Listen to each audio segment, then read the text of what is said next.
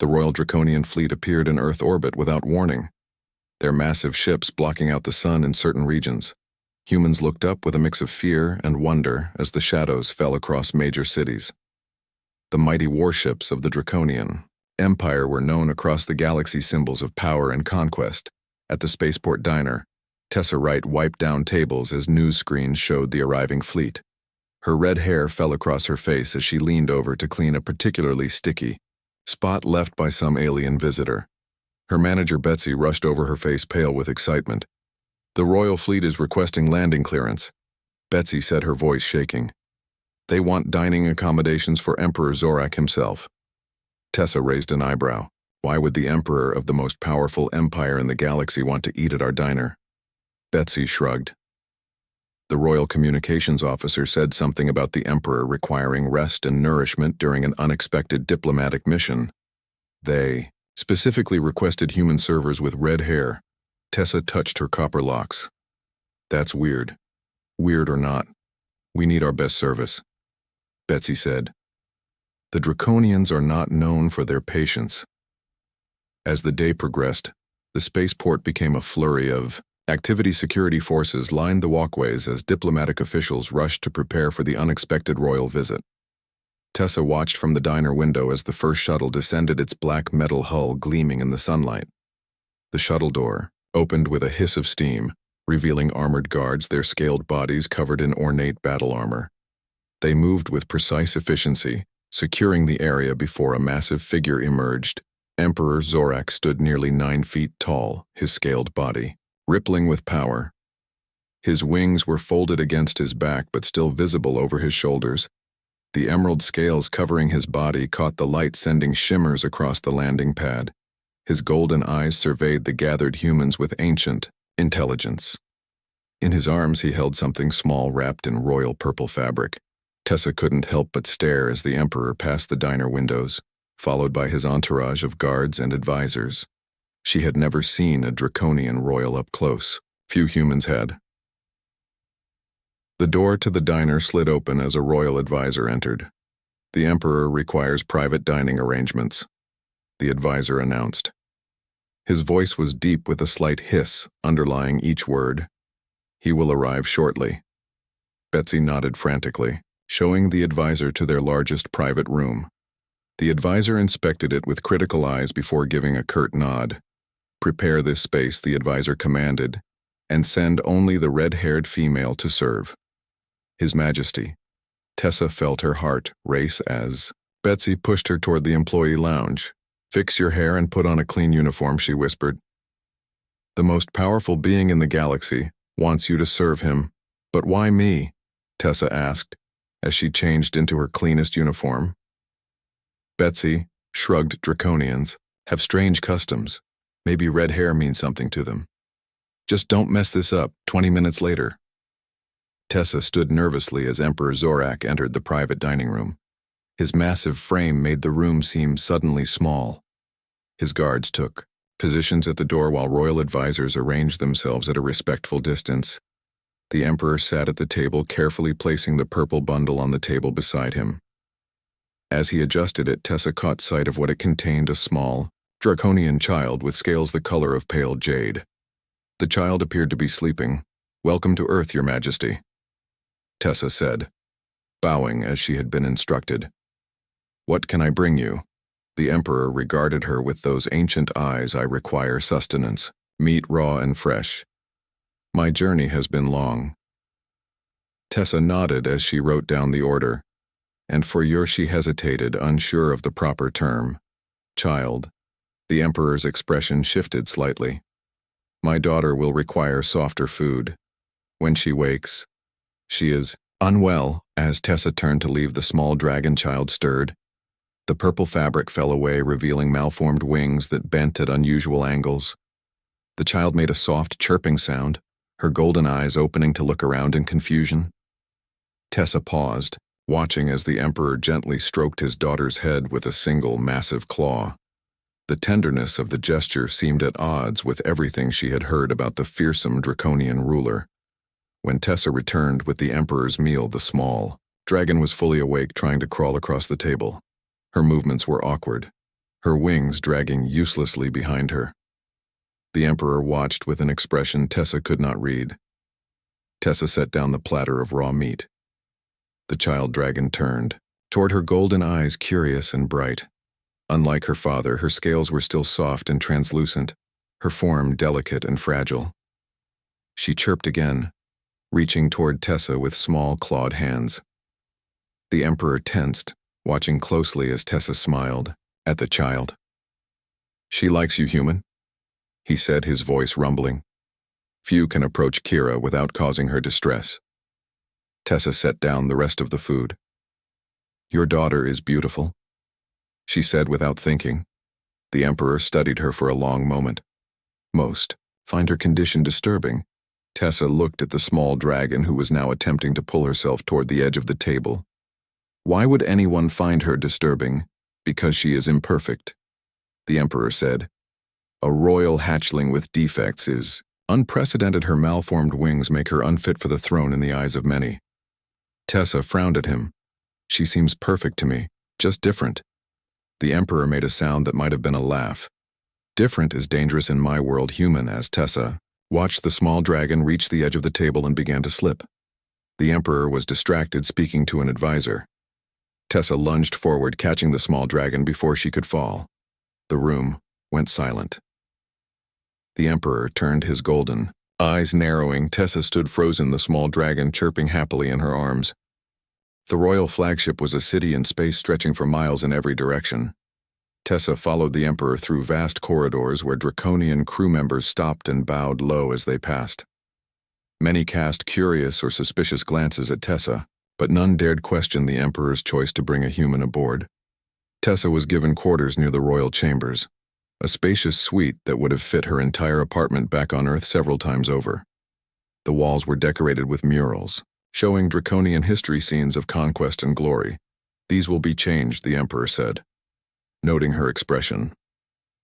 "Something more suitable for a child's caretaker."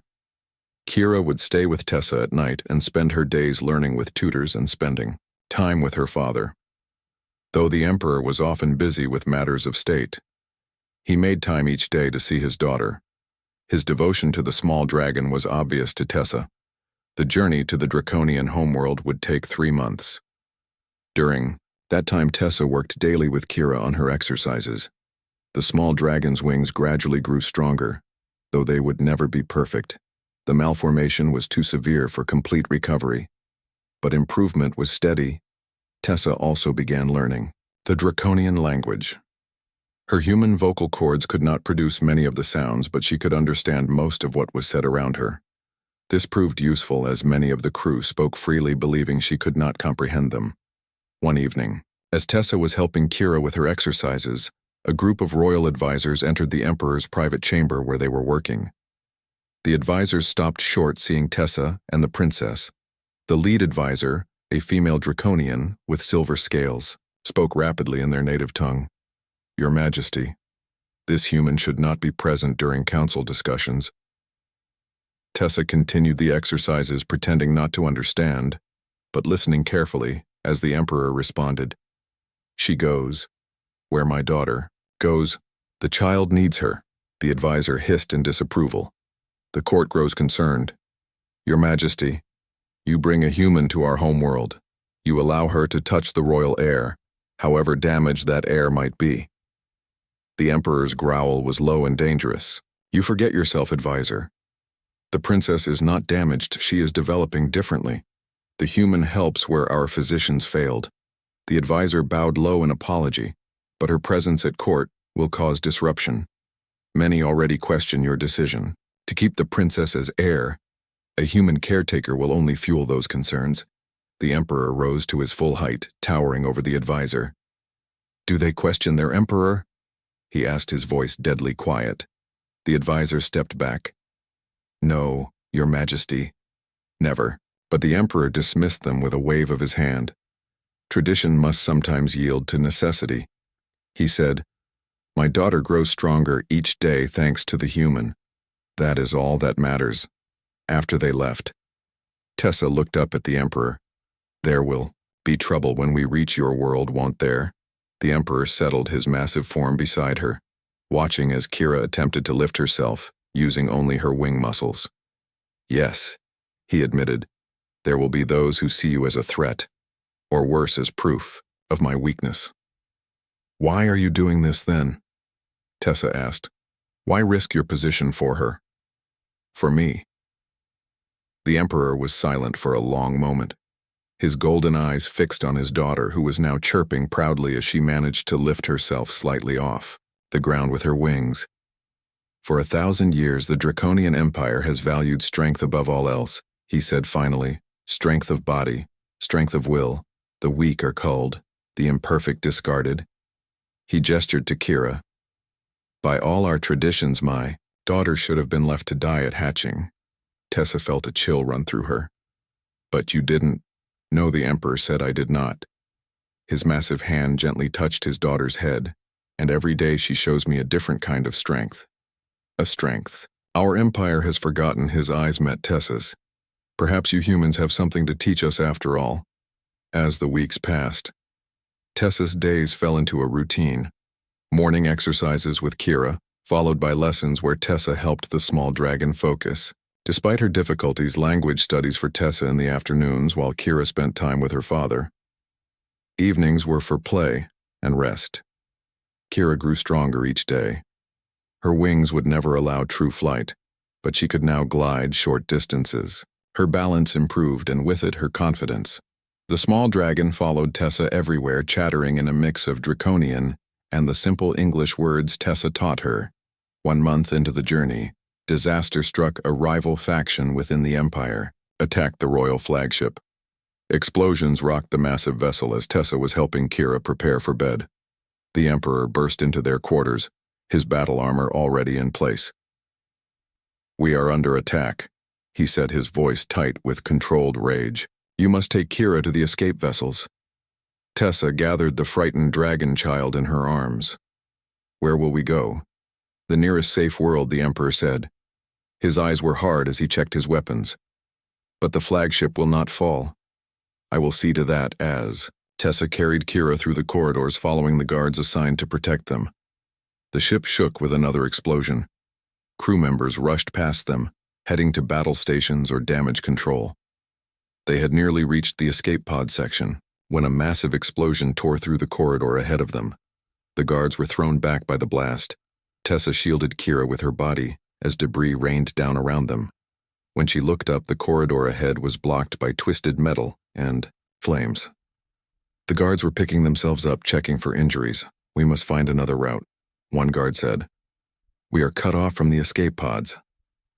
A voice came over the ship's communication system. All sections report intruders aboard. Secure all royal family members. Tessa looked down at Kira, who was trembling in her arms. We need to hide, she said to the guards. The senior guard nodded. There is a secure room in the adjacent section.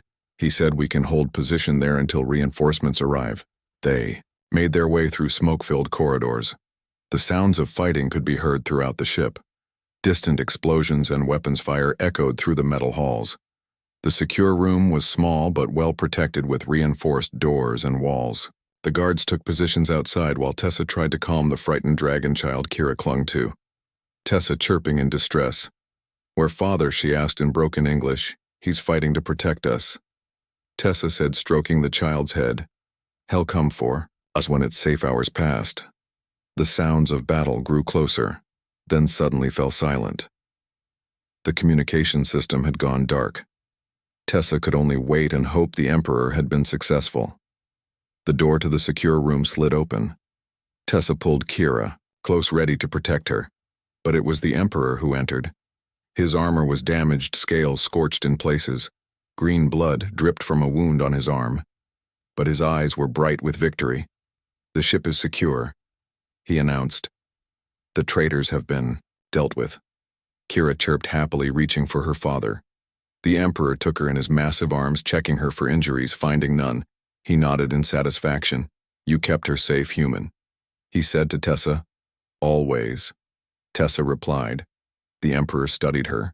For a moment you faced danger without hesitation, he observed. Many of my own people fled. I promised to protect her. Tessa said it was that simple. The Emperor nodded. Perhaps there is more to human courage than we understood. No one touches royal offspring. The Emperor growled, his massive form rising from the table. The guards moved forward, weapons appearing in their clawed hands. Tessa stood perfectly still, the small dragon still clutched in her arms. She could feel the rapid heartbeat of the child against her chest. Kira seemed content nuzzling against Tessa's neck with small chirps of pleasure. "Forgive me, Your Majesty," Tessa said quietly. "I reacted without thinking." She was going to fall. The Emperor paused, his eyes moving from Tessa to his daughter. The small dragon showed no signs of distress. Instead, she seemed to be settling into Tessa's arms, her golden eyes drooping with contentment. Curious, the Emperor said. The royal physicians cannot touch her without her becoming distressed. Yet you. He gestured at Tessa. She accepts you. Tessa gently stroked the small dragon's head. She just wants to be held, she said softly. Maybe she senses. I mean, no harm. The Emperor studied them for a long moment before gesturing to his guards. Stand down. She meant no offense. The guards returned to their positions, though they continued to watch Tessa with suspicious eyes. The Emperor gestured to a chair near him. Sit, human. My daughter appears comfortable with you. Tessa carefully sat down, still holding the small dragon. Kira had begun to drift off to sleep, her tiny claws gripping Tessa's uniform. Why have you come to Earth? Tessa asked, before quickly adding, Your Majesty. The Emperor was silent for a moment. I seek healing for my daughter, he admitted.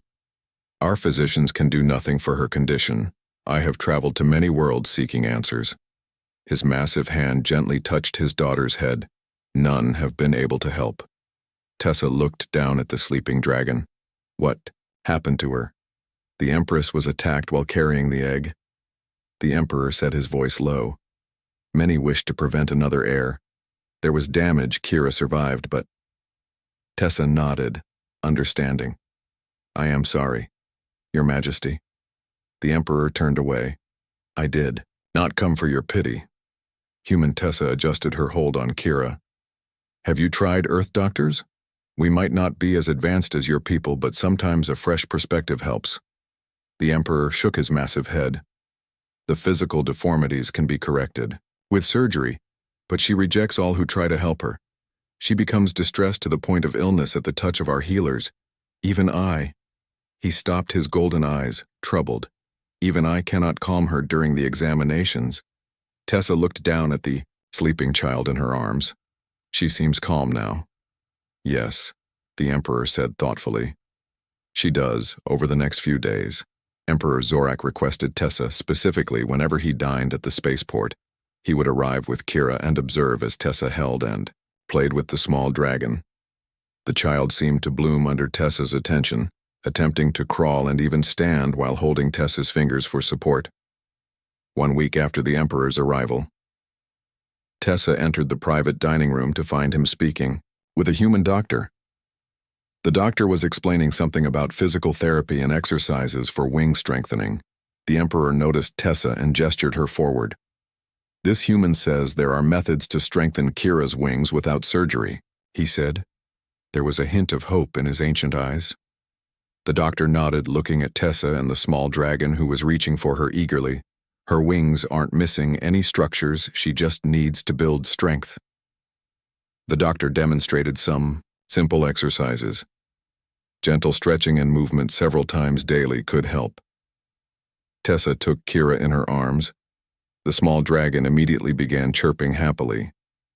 Have you tried these exercises, Your Majesty? She asked. The Emperor shook his head. None can touch her long enough to try, his eyes fixed on Tessa. Perhaps you could demonstrate. Tessa gently laid Kira on a soft blanket and began the simple wing exercises the doctor had shown. The small dragon remained calm, allowing Tessa to carefully stretch and bend her malformed wings. The Emperor watched in silence, his expression unreadable. When Tessa had finished, he spoke. My daughter trusts you, human. Why, Tessa shrugged. I don't know, Your Majesty. I just treat her like any child who needs help. The next day, the Emperor made an unexpected proposal. I must return to my homeworld soon, he said. The royal court grows restless in my absence, but Kira needs continued care. Tessa nodded, understanding. She would no longer see the small dragon who had become dear to her in such a short time. I wish you to accompany us, the Emperor said. His voice was formal, but his eyes watched her carefully. My daughter needs someone she trusts, someone who can help her grow strong. Tessa stared at him. You want me to leave Earth to go to your world? The Emperor nodded.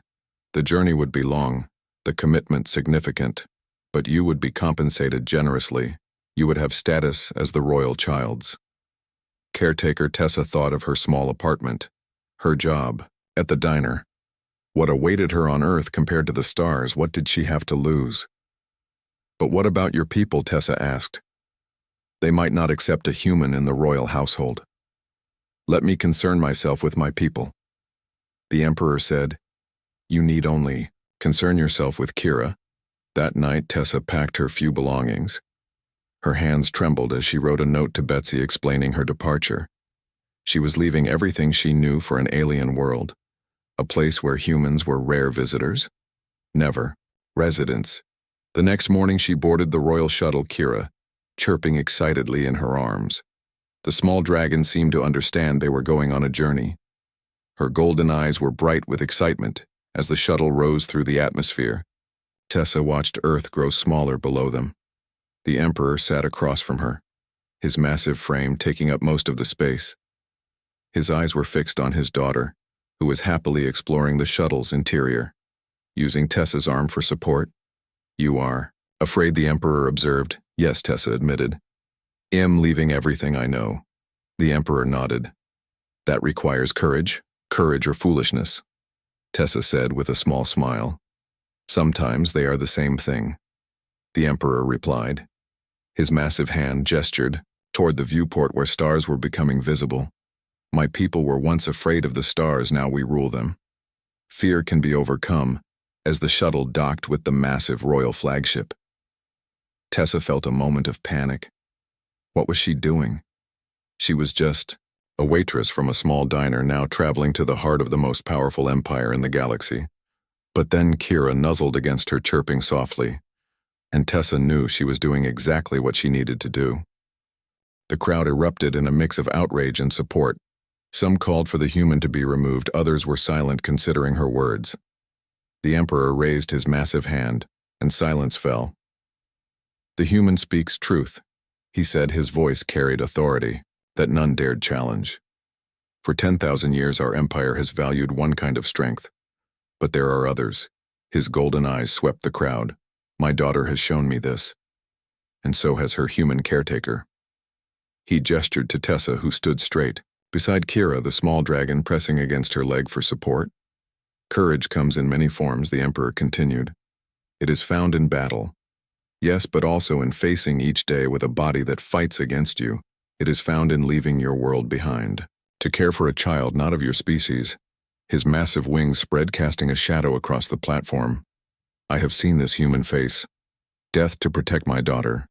I have seen my daughter overcome limitations our physicians declared insurmountable. Together they have taught me what our empire has forgotten. The crowd was silent now, every eye fixed on the unusual trio on the platform. Change is coming, the Emperor declared. My daughter will rule one day, and she will rule differently. But she will rule. He looked down at Kira, who stood proud despite her malformed wings. The princess raised her head, meeting the gaze of her future subjects, without fear, in the weeks that followed. Tessa helped Kira adjust to life in the royal palace. The small dragon had private tutors for history, language, and science. Tessa continued their physical therapy, adding new exercises as Kira's strength grew. The royal court remained divided. Some accepted the Emperor's decision, embracing the changes he proposed. Others plotted in shadows, whispering of tradition and purity. Tessa was given official status as royal guardian, a position created specifically for her.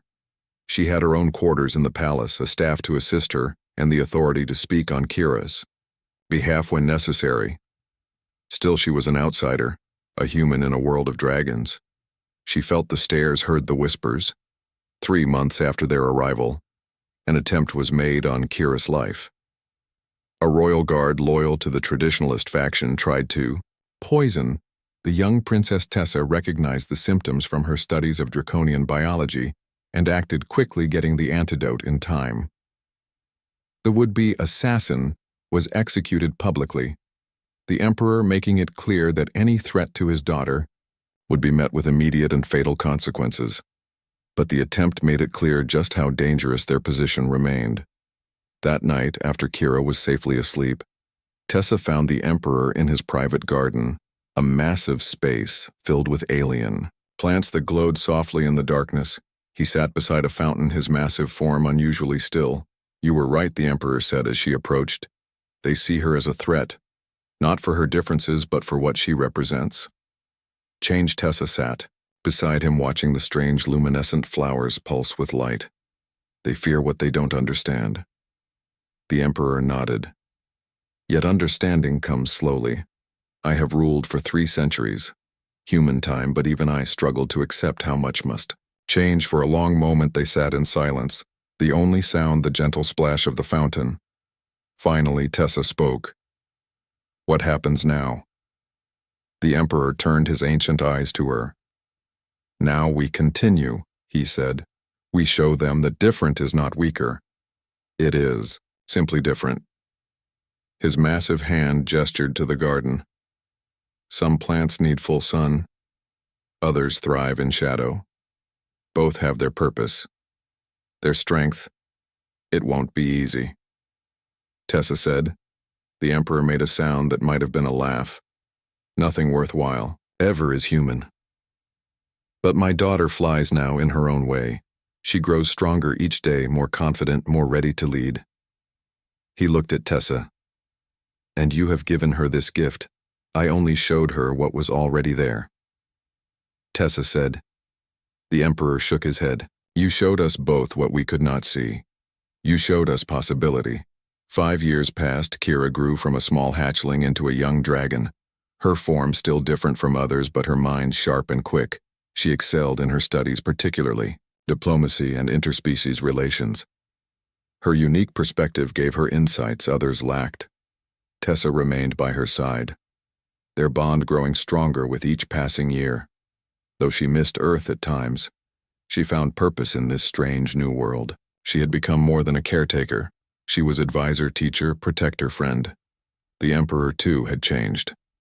Under his rule, the Draconian Empire began to evolve slowly at first. Then, with gathering momentum, trade agreements with other species replaced. Conquest differences became valued rather than eliminated. On the 10th anniversary of their arrival on the homeworld, the Emperor announced a new initiative. The Kira Doctrine, it was called, a fundamental shift in how the Empire viewed strength, diversity, and leadership. That evening, a grand celebration filled the royal city. Draconians of all ranks filled the air, their scales catching the light of 1,000 torches. Tessa watched from a balcony as Kira demonstrated her unique flying technique to the gathered crowds. The young dragon soared between platforms using air currents and momentum in ways traditional flyers never considered. The Emperor joined Tessa, his massive form settling beside her. 10 years, he said. 10 years since a human waitress caught my falling daughter and changed an empire. Tessa smiled. When you say it like that, it sounds important. The Emperor looked at her. You still do not understand what you have done, do you? He gestured to the celebration. For 10,000 years, my people valued only one kind of strength, only one path to greatness. You showed us another. His ancient eyes were thoughtful. For a species that lives as briefly as yours, humans have much to teach about adaptation, about finding new ways to fly. Kira landed on the balcony, her wings folding against her back with practiced ease. Father, she said, her voice still carrying the slight chirp of her youth. The Council wishes to speak with you about the new diplomatic mission to Earth. The Emperor nodded. I will join them shortly. He touched his daughter's head gently with one massive claw. You did well today. The flight demonstration was impressive. Kira beamed with pride before turning to Tessa. Did you see the new maneuver I added? Using the thermal pocket to gain altitude. Tessa hugged the young dragon. I did, it was beautiful. As Kira bounded back to the celebration, the Emperor turned to Tessa. In 1 year, she will begin her official duties as heir. She will need you more than ever. Tessa nodded. I will be here. The Emperor studied her. For how long, human, your species lives such short lives? Tessa looked out over the alien city that had become her home. Long enough, she said, to see her become who she is meant to be. To see what we started take root. The Emperor nodded. One day, he said, you will be remembered in our histories. The human who taught dragons how to fly differently. The human who showed an empire that strength comes in many forms. Tessa smiled at the thought. I was just a waitress who caught a falling child. The Emperor made that rumbling sound that was his laugh, and in doing so caught an empire. That night, as stars unfamiliar to her Earth eyes shone down on the alien world, Tessa Wright, once a waitress in a spaceport diner, watched as her dragon child danced among the clouds. The young princess had found her own way to fly, her own kind of strength, and in doing so, had changed everything. After the attack, repairs on the flagship took weeks, but eventually they continued their journey. The Emperor spent more time with Tessa and Kira, his duties as ruler temporarily delegated to trusted commanders. He seemed to realize how close he had come to losing his daughter. During this time, Tessa learned more about draconian culture. The Emperor taught her their history, their beliefs, their strengths and weaknesses. He spoke of the challenges Kira would face as a different kind of royal.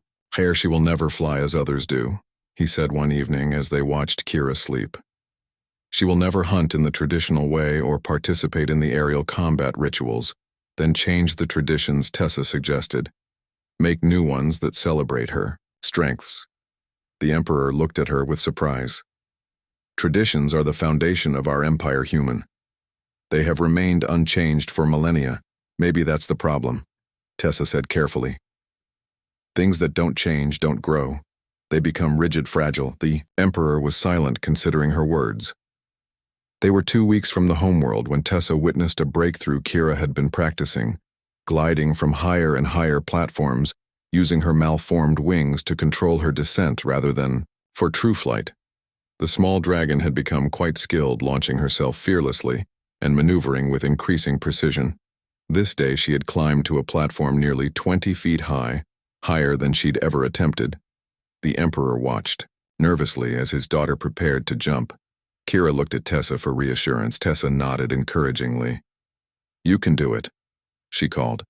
Remember, use the air currents.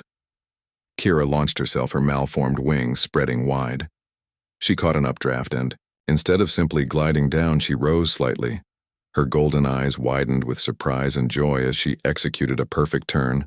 Before landing gracefully on the target area, the Emperor stood motionless. For a moment she flew, he whispered.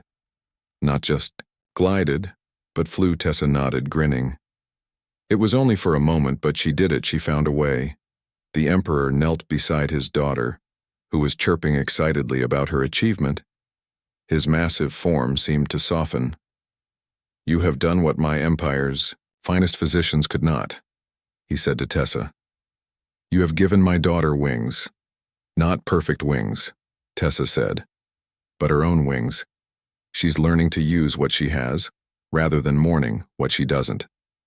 That night, as Kira slept, Tessa found the Emperor on the observation deck. His massive form was silhouetted against the stars, his wings half extended in the draconian posture of contemplation. He turned as she approached. We will reach the homeworld soon, he said. Tessa nodded. I know she had been both, anticipating and dreading their arrival. What would it mean for her and for Kira? The Emperor gestured to the stars before them. The royal city is there, the brightest one. His claw pointed to a brilliant bluish star. It has been the seat of my family's power for 10,000 years. It must be beautiful, Tessa said. The Emperor nodded. Beautiful and cruel, a place of wonders and horrors. His eyes turned to her. There are those who will see you as a threat, human, who will see Kira as unworthy. They will move against you both. Is that a warning? Tessa asked. Or are you having second thoughts about bringing me? The Emperor shook his massive head. It is a promise to destroy any who would harm either of you. His golden eyes gleamed in the starlight. My daughter flies because of you. That is a debt I can never repay. As they approached the draconian homeworld, Tessa got her first glimpse of an alien civilization on a scale she could barely comprehend. The planet was ringed with orbital structures massive, space stations and defensive platforms. The surface glittered with sprawling cities that climbed mountain ranges and spanned oceans. The royal city was built into the side of an enormous mountain range. Its spires rose thousands of feet into the air while vast chambers were carved into the living rock. It was both beautiful and intimidating, a city built for beings who could fly. Their arrival was met with a massive ceremony. Thousands of draconians filled the air around the royal landing, platformed their wings creating a living canopy of scales and color. The Emperor descended first in full ceremonial armor. His wings extended to their full impressive span. Then came the moment Tessa had been dreading. She had to follow the Emperor, with Kira in her arms, a human woman carrying the royal heir into the heart of the Draconian Empire. The Emperor had provided her with formal attire garments made of shimmering fabric that mimicked the color of his own scales. She carried Kira, who wore miniature royal regalia, her small form tense with excitement and nervousness as Tessa stepped onto the platform. A hush fell over the gathered Draconians. Many had never seen a human before. Some had never seen their princess. The rumors of the damaged royal heir had spread throughout the empire. But here was the reality. A small dragon child with malformed wings in the arms of an alien. The Emperor's voice rang out across the vast space, filling every corner of the massive cavern. I return to you with my heir, Princess Kira. His voice betrayed no doubt, no weakness, and with her caretaker Tessa of Earth, who has succeeded where our greatest minds failed. The princess grows stronger each day. Her wisdom and courage will one day guide our empire. There was silence. Then a single voice called out from the crowd. The heir cannot fly. A true ruler must command the skies. The Emperor's eyes narrowed, seeking the speaker. I present a challenge, he called, his voice echoing. A test of my daughter's abilities. The crowd murmured in surprise as the Emperor gestured to Tessa. She set Kira down on the platform.